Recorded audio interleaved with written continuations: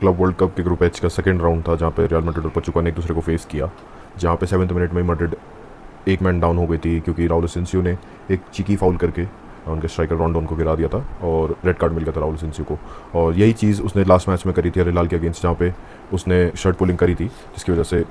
Penalty मिली थी और score equal गया था। तो राउल एसेंसियो का ये चीज़ जो उसने करी पिछले मैच में भी और इस मैच में भी, दिखाता है कि थोड़ी मैच्योरिटी वो लैक कर रहा है डिसीजन मेकिंग फाइनल में। जो फाइनल टाइम रहता है जब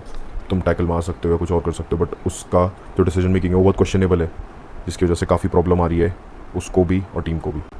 सबसे पहले मैं बात करना चाहूँगा डीन हॉइसन की, जो मेरे लिए मैन ऑफ द मैच था कल। वो पूरी पिच पे था, चाहे ऑफेंसिवली हो या डिफेंसिवली हो, वो हर जगह हमको दिख रहा था। जैसे अगर हम लोग उसके कुछ स्टैट्स देखें तो उसके टोटल 12 डिफेंसिव एक्शंस थे, 100% टैकल वन है, 1 इंटरसेप्शन है, 5 रिकवरीज हैं, 7 क्लियरेंसेज हैं, 5 हेडेड क्लियरेंसेज हैं और 0 टाइम वो ड्रिबल पास्ट हुआ है। और अगर हम लोग थोड़ा ऑफेंसिवली भी देखें तो 97 तो देखो ऑल ओवरऑल टचेस हैं उसके, बाकी 93% उसकी पासिंग एक्यूरेसी थी, 11 पासेस इन फाइनल थर्ड्स थे, 7 में से 3 एक्यूरेट लॉन्ग बॉल्स थी उसकी, 3 में से 2 ड्रिबल्स उसने कंप्लीट भी किए।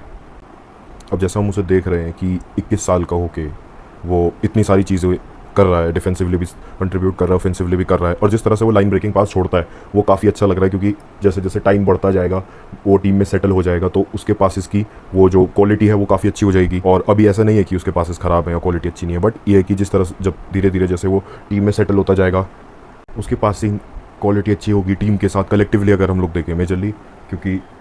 सारा गेम कलेक्टिवली चलेगा, इंडिविजुअली नहीं चल पाएगा, क्योंकि जावी अलोंसो का सिस्टम ऐसा है, वो ये रिक्वायरमेंट मांगता है कि पूरी टीम एज अ कलेक्टिव खेले, कलेक्टिवली वो अटैक करे, कलेक्टिवली वो डिफेंड करे। अगर मेरे हिसाब से पूछें कि डीन हॉइसन की साइनिंग कितनी होगी आउट ऑफ 10, तो मैं उसे 10 on 10 देना चाहूँगा, क्योंकि जिस हिसाब से वो बोर्नमouth पे खेलता था मैड्रिड आने से पहले पिछले सीज़न, उसने जिस तरह खेला है, जिस तरह वो प्रोग्रेसिव कैरी करता है, वो काफ़ी सही चीज़ है, काफ़ी इफेक्टिव है वो पूरे गेम के लिए। जहाँ पे क्योंकि जब मैड्रिड को एक ज़रूरत पड़ सकती है, जब उनके सारे मैन मार्क रहते हैं, तो डीन हॉइसन जिस तरह कल भी पिछले वाले मैच में वो कैरी कर रहा था, काफ़ी सही करता है। जिस तरह से उसके प्रोग्रेसिव कैरीज हैं जो उसको भी कॉन्फिडेंस देगा और टीम को भी। अब मैं बात करूंगा जो main man of the match था कल, कोर्टवा, जो 8.8 रेटिंग लेके गया है, पूरे मैच में आउटस्टैंडिंग था। पचुका ने जहां 25 शॉट्स लिए और 25 में से 11 और टारगेट थे, उसमें से 10 सेव्स उसने करे, जो एक गोल हो गया था जो डिफ्लेक्ट होकर गया था चौमेनी से, बाकी 10 के 10 उसने सेव करें। पर मेरे हिसाब से जितने भी जो 10 के 10 शॉट्स थे जो पचुका ने लिए थे मैड्रिड के अगेंस्ट, उसमें से 1 या 2 ही थे जो जूनियर के बारे में थोड़ी बात कर लेते हैं। तो पिछला मैच जैसे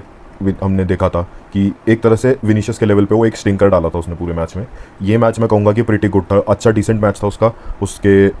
ट्रिबल्स काफ़ी अच्छे थे, थोड़ा कॉन्फिडेंट लग रहा था और ऐसा नहीं था कि हमेशा टेक ऑन से लेने जा रहा था। आज उसने बहुत दिमाग से खेला मेरे हिसाब से, क्योंकि जो तीसरा गोल आया उस पर ऑल्दो डीन हॉइसन की एक परफेक्ट बॉल थी और विनीशियस का रन अच्छा था, बट उसने देखा कि आगे जाके कुछ फ़ायदा नहीं है, क्योंकि जिस तरह से उनका डिफेंडर उन पर विनीशियस पे क्लोज इन कर रहा था, तो उसने एक अच्छा टर्न लिया, पीछे घूमा और वाल्वर्डे के लिए बॉल फेंकी, जो काफ़ी अच्छा एक रिमार्केबल मैं कहूँगा डिसीजन था उसकी तरफ से। और अगर हम लोग उसके थोड़े स्टैट्स देखें तो टोटल उसने 2 शॉट्स लिए जो ऑफ टारगेट थे, 6 में से 3 ड्रिबल्स उसने कंप्लीट करे, 9 टचेज इन ओपोनेंट बॉक्स था। तो इससे हमको ये पता अभी भी है कि विनीशियस के जो टचेज हैं जो बॉक्स में हैं वो बहुत थ्रेटनिंग हो सकते हैं, क्योंकि अगर विनीशियस फॉर्म पकड़ जाए और यही 10 टचेज 9-10 टचेज वो हर मैच में कर ले ओपोनेंट के बॉक्स में, तो ऑब्वियसली 1 से 2 गोल तो आराम से निकाल देगा। बाकी उसने 12 में से 8 ग्राउंड डुअल्स जीते भी हैं, 4 में से 4 एक्यूरेट लॉन्ग बॉल्स उसने फेंकी है। गार्सिया का, गंजालो गार्सिया एक यंग प्लेयर है, काफ़ी यंग प्लेयर है, बट अगर उसे अच्छे प्रॉपर मिनट्स मिले, अच्छा वो खेला, अच्छे कॉन्फिडेंस में, वो राजिस कॉन्फिडेंस में ये पिछले दोनों मैचेस में रहा है। पहले मैच में इसने अच्छा गोल स्कोर किया था और बीइंग 5-7 उसने सारे हेडर्स विन किए थे उस मैच में, जो काफ़ी स्ट्रॉन्ग लग रहा था। एक प्रॉपर नंबर 9 जो होता है, जो जावी अलोंसो देख रहा है, वो मेरे को लगता है गंजालो गार्सिया बन सकता है अगर वो प्रॉपर खेले। बाकी वाल्वर्डे की बात करें, वाल्वर्डे अगेन जैसे ही आर्दा गुलर ने ड्रॉप डाउन किया था तो वाल्वर्डे पूरा राइट साइड होकर खेल रहा था।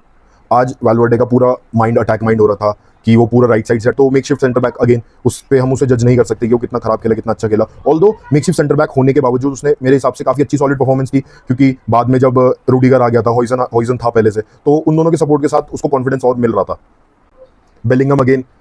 मेरे हिसाब से बात करें तो फरहान गार्सिया अटैकिंगली मैं बोलूँगा अच्छा है, काफ़ी अच्छा अटैकिंगली, बट उसको जहाँ इंप्रूवमेंट की जरूरत है वो है उसका डिफेंसिवली, क्योंकि जैसे ही वो अटैक पे जाता है तो डिफेंसिवली वो कवर अप नहीं कर पाता, और प्रॉब्लम उसकी यही है कि वो अटैकिंगली तो खेल जाता है बट प्रॉब्लम उसकी डिफेंसिवली आती है। बाकी ग्रुप एच का जो दूसरा मैच होना था वो था साल्जबर्ग और अल हिलाल के बीच में, जो अल हिलाल ने एक और ड्रॉ खेल लिया है। तो अब अगर हम लोग टेबल पे नजर मारे तो मैड्रिड टॉप पे आ गई है, सबसे नीचे पचुका है, 3rd नंबर पे अल हिलाल है और 2nd पे साल्जबर्ग है, क्योंकि पचुका अपने दोनों मैच हार गई है, अल हिलाल ने अपने दोनों मैच ड्रॉ खेले, साल्जबर्ग ने 1 जीता है और 1 ड्रॉ खेला है, मैड्रिड ने भी 1 जीता और 1 ड्रॉ खेला है।